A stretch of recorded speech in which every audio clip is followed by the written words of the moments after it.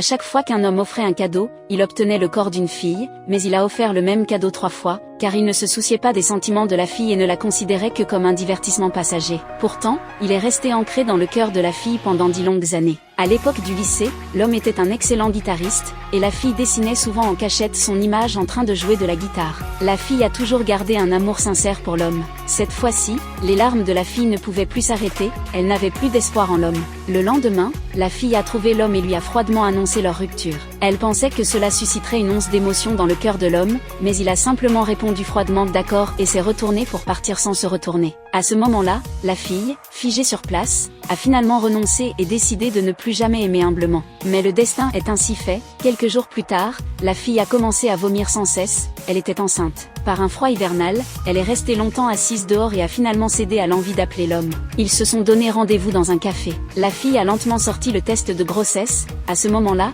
l'homme était stupéfait, son visage ne laissait transparaître aucune joie. La fille a humblement dit que s'il ne la croyait pas, il pourrait refaire un test le lendemain. La fille voulait garder cet enfant, mais pour cela, il fallait donner à l'enfant un statut légal. L'homme n'a pas réagi et ils ont ainsi terminé leur conversation. La fille pensait que l'homme assumerait ses responsabilités pour cette affaire, mais quelques jours plus tard, sa meilleure amie s'est précipitée pour la trouver et lui a dit que l'homme allait se fiancer avec son premier amour. À partir de ce moment, la fille n'avait plus aucun espoir, mais pour donner un statut légal à l'enfant, elle a choisi d'aller sur le marché des rencontres arrangées. Cependant, dès que les prétendants ont appris que la fille était déjà enceinte, ils se sont immédiatement mis à l'insulter. Pour cela, la fille a sorti sa voiture comme compensation. À ce moment-là, l'homme était également dans ce restaurant. En voyant la fille mendier humblement, il n'a pas pu s'empêcher d'interrompre les rencontres arrangées de la fille et de l'emmener à l'extérieur. Peut-être avait-il encore un brin de conscience, l'homme a finalement dit « marions-nous ». Cette scène était tellement irréelle que la fille pensait que tout cela était un rêve. Cependant, après avoir épousé la fille,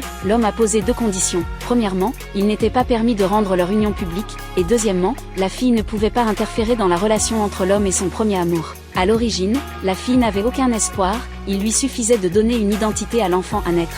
Par la suite, l'homme a laissé la fille sur place et est parti seul. Peu de temps après, la fille a reçu un appel de sa meilleure amie, l'invitant à une fête.